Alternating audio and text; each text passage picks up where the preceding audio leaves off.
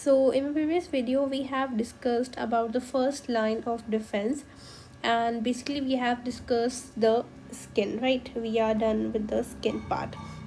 Now the turn of digestive tract is like how this digestive tract serve as the first line of defense. Basically, like what is the first step of digestion? Obviously the ingestion, right? The ingestion is the first step of digestion.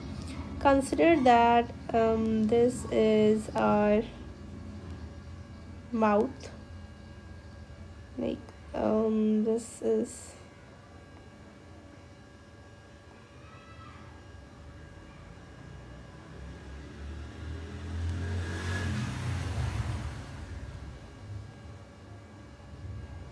like this is our mouth, and obviously we'll take the food, and here this is the food, right? So here in like there is saliva, right? So in saliva basically we have a acidic enzyme known as lysozyme, basically which degrades the wall of the bacteria, which basically it degrades the cell wall of bacteria, right? So it helps in the protection too, like this lysozyme. Then it moves to the gut, where like where there are epithelial cells, right? There are epithelial cells, and there is HCl, right? There is HCl. Basically HCl is acidic, so it kills the germs which enter into the our gut. So there is, and plus there is mucous membrane too, mucous membrane too, and it secretes mucus, so that if there is any pathogen, so it can easily stick to this mucous membrane. So there are basically, we have lysozyme, we have HCl which is highly acidic, and we have epithelial cells, we have mucous membrane. And in addition to this digestive tract, like in a digestive tract, we have some lymphatic tissues too. We have some lymphatic tissues too. These consider, for example, we have tonsils in the pharyngeal region, right? The pharyngeal region, we have tonsils. Then we have pear patches.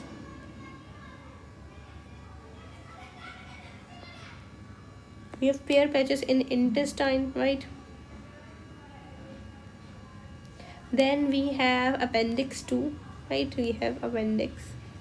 So basically these are the lymphatic tissues, and these lymphatic tissues basically contain B lymphocytes, macrophages. It is like these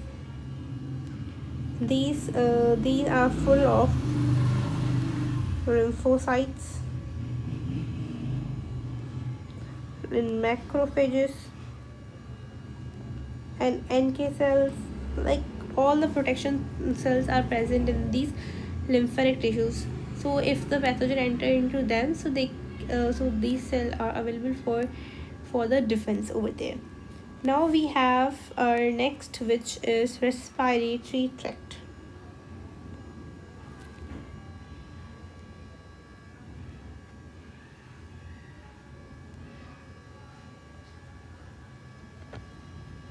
Respiratory tract, right? Basically in nostrils, like your nostril, we have a vestibular,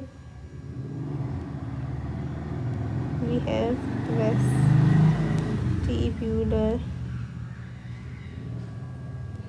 chamber, which basically has hair, and it has mucous membrane which secretes mucus, right? So it can basically, hair are present over here because it can easily trap the pathogen.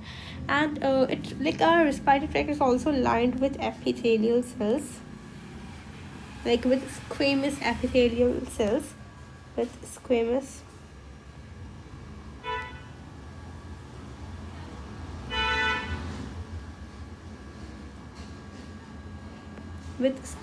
epithelial cells. These respiratory tract is basically lined. And in respiratory tract we have this vestibule, like in nostril we have this vestibular chamber which contain hair and mucous membranes we can easily trap. And we have cilia too, like for example this is our trachea. So here basically these are the cells, right? So here we have cilia too, like hair like projection which moves upward, like it moves up and fro.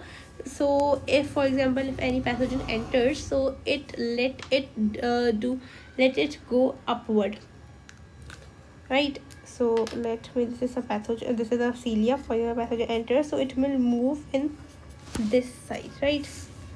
So there is basically a movement of this cilia, so that the pathogen which has entered to the respiratory tract can move upward and go out of the body, right?